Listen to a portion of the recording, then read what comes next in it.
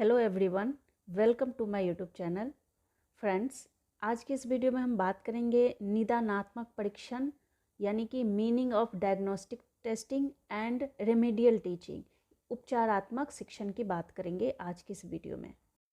तो जैसे कि आप जानते हैं कि निदानात्मक का अर्थ ही होता है डायग्नोस करना, यानी कि किसी भी बीमारी की जांच करना, उसके बारे में जानना कि जैसे कोई पेशेंट अगर किसी डॉक्टर के पास जाता है तो वह सबसे पहले डॉक्टर उसकी बीमारी के बारे में पता करता है, उसके कारणों के बारे में पता करता है, उसके बाद उसका उपचार करता है। तो इसी चीज़ को हम समझेंगे कि जो अधिगम के क्षेत्र में शिक्षण में इसका क्या प्रयोग होता है, शिक्षण में हम इसको किस तरह से समझ सकते हैं, इसके बारे में हम जानेंगे। तो निदान शब्द का प्रयोग चिकित्सा विज्ञान में किया जाता है।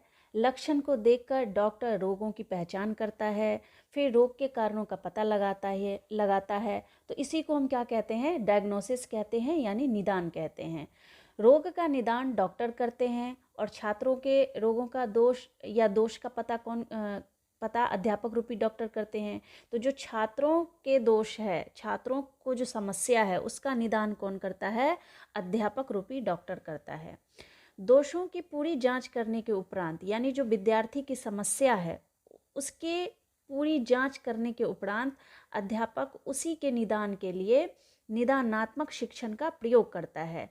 अब वो निदानात्मक शिक्षण का प्रयोग किस प्रकार से करेगा कि वो किसी प्रकार से उसका टेस्ट लेगा, किसी विषय के प्रति उसका जो है क्वेश्चंस पूछेंगे।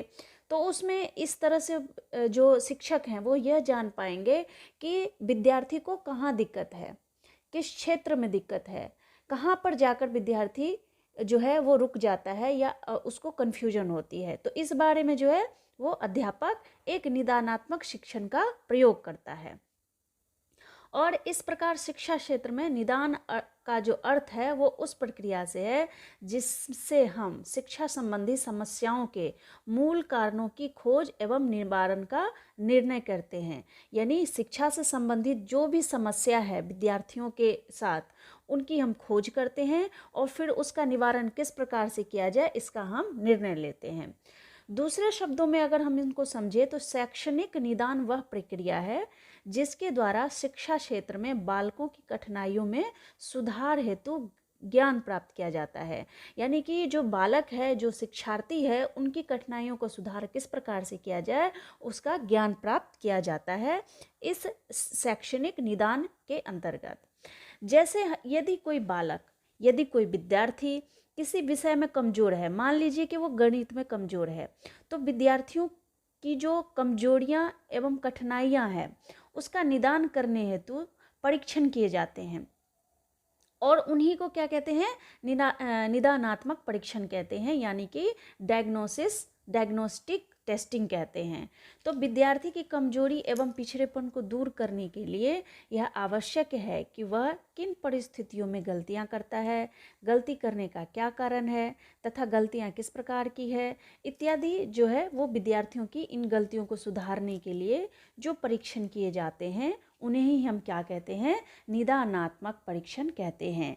यानी विद्यार्थी अगर किसी सब्जेक्ट में, किसी विषय में कठिनाइयों का सामना कर रहा है या फिर उसको किसी चीज़ को समझने में दिक्कत आ रही है, तो उन कमजोरियों का कारण क्या है उसका पता लगाना एक शिक्षक का काम होता है, कर्तव्य होता है कि वो उनकी कठिनाइयों का पता लगाएं और उनकी कठिनाइयों को दूर करने के लिए, उनकी कमजोरियों को दूर करने के लिए, या फिर वो क्यों अपने कक्षा में पिछड़ा हुआ है दूसरे विद्यार्थियों की अपेक्षा, उस कारणों का पता लगाने के बाद जो है जो शिक्षक हैं वो विद्यार्थियों की कठिनाइयों को दूर करने के लिए जो है वो प्रयास करता है और परीक्षण करता है इसके लिए। अब परीक्षण वो किस प्रकार से कर सकता है, अगर आपको किसी विद्यार्थी का परीक्षण करना है, यह जानना है कि वह कहाँ गलती कर रहा है, तो आप उससे प्रश्न पूछेंगे या फिर कोई प्रश्न करने के लिए देंगे। इससे आपको पता चलेगा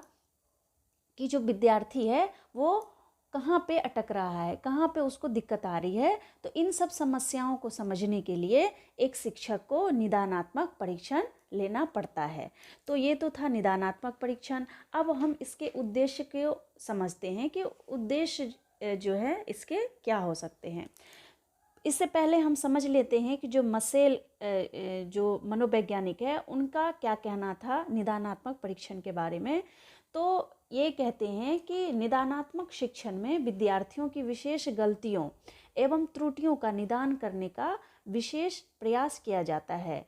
जो विद्यार्थी हैं उनकी गलतियों एवं त्रुटियों का जो है निदान किया जाता है, सॉल्व किया जाता है, उनके प्रॉब्लम को जो है वो सॉल्व करने का एक प्रयास किया जाता है। तो ऐसा मसेल का कहना था।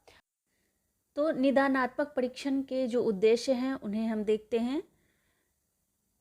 विषय में कमज़ोर व पिछड़े विद्यार्थियों की पहचान करना। किसी भी विषय में कोई अगर विद्यार्थी कमज़ोर है या पिछड़ा हुआ है तो उसकी पहचान करना इसका उद्देश्य है। पाठ्यक्रम में बदलाव लाना व इसे बाल केंद्रित बनाना। तो पाठ्यक्रम में अगर कोई चीज़ ऐसी है जिसे बदलने की आवश्यकता है तो उसे बदलना और उसे शिक्षक केंद्रित ना होकर के बाल केंद्रित बनाना जरूरी है। यह इसका उद्देश्य है। विद्यार्थियों की कमजोरियों, गलतियों व विशेषताओं की पहचान करना। विषय की अध्ययन अध्यापन प्रणाली के दोषों को दूर करना। अगर विषय की अध्ययन अध्यापन प्रणाली में कोई किसी प्रकार की त्रुटि है, कोई दोष है तो उसको दूर करना। अधिगम प्रक्रिया बाधक तत्वों को पहचान कर उनका उपचार करना।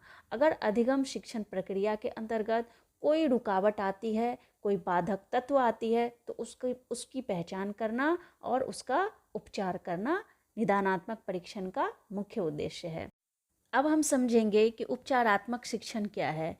जब हमें निदानात्मक परीक्षण जब हम कर लेते हैं और उसमें हमें समस्याएं समझ आ जाती है कि बच्चों के साथ क्या प्रॉब्लम है, तो उनको अब हमें सॉल्व करना जो है वो सॉल्व करने की ज़रूरत होती है। उसी को हम उपचारात्मक शिक्षण कहते हैं। तो अब उपचारात्मक शिक्षण क्या होता है कि शिक्षा की गलतियों के आधार पर विद्यार्थियों की कठिनाइयों को मालूम करने पर आवश्यक है कि उन्हें दूर करने के लिए उपचारात्मक उपाय किए जाएं। विद्यार्थियों की कठिनाइयों को दूर करने के लिए जो उपचार किए जाते हैं उसी को हम क्या कहते हैं, रेमेडियल टीचिंग यानी उपचारात्मक शिक्षण कहते हैं।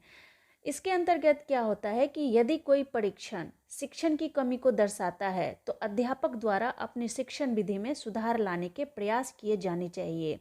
यदि किसी परीक्षण में अगर कोई परीक्षण लिया जाता है, मान लीजिए कि हमने निदानात्मक परीक्षण लिया तो उसमें हमें शिक्षण विधि में कोई दोष नज़र आया तो उसको सुधार करने के लिए जो है वो प्रयास करने चाहिए तथा किन विशेषताओं को उसमें जोड़ा जाना चाहिए इसके बारे में भी हमें जानना होगा कि उनमें और क्या विशेषताएं जोड़ी जाए कि वो बच्चों के लिए हेल्पफुल हो, बच्चों को समझ में आए। इसके अलावा अध्यापक प्रत्येक विद्यार्थी से यानी कि वो हर एक स्टूडेंट से उसकी कमियों के विषय में विचार विमर्श कर सकता है। जब शिक्षक को यह पता चल जाता है कि विद्यार्थियों के साथ क्या समस्या है तो वह प्रत्येक विद्यार्थी से इंडिविजुअली वो उस बारे में, उनकी कमियों के बारे में विचार विमर्श कर सकता है और इस तरह से अध्यापक प्रत्येक विद्यार्थी के विषय में जान सकता है। और जब वो इंडिविजुअली विद्यार्थियों से बात करेंगे तो वो सभी विद्यार्थियों के बारे में अच्छे से समझ सकेंगे कि किन विद्यार्थियों को कहाँ कहाँ दिक्कत आती है, मतलब उनकी समस्याएं क्या है, इस बारे में वो अच्छे से समझ सकते हैं। तो जो उपचारात्मक शिक्षण है इसके क्या लाभ हो सकते हैं, तो बच्चों की कठिनाइयों का पता लग जाता है। पहला लाभ तो यही है, कठिनाइयों का पता लगाकर इन्हें दूर किया जाता है। छात्र कुसमायोजन से बच जाते हैं।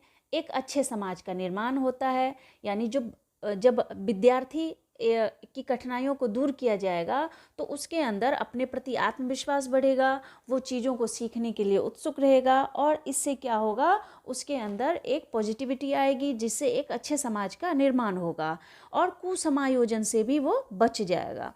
बच्चों को शारीरिक, भावात्मक एवं सामाजिक क्षमताएं तथा योग्यताएं विकसित होती है जब उनका रेमेडियल कर दिया जाता है, रेमेडियल टीचिंग की जाती है, उनका उपचार किया जाता है उनकी समस्याओं का, तो उनके जो शारीरिक और भावात्मक यानी जो उनका भाव है या सामाजिक क्षमताएं हैं, इन सब योग्यताओं में जो है वो वृद्धि होती है, यानी कि ये सब योग्यताएं विकसित होती है और उनके व्यक्तित्व का पूर्ण विकास होता है।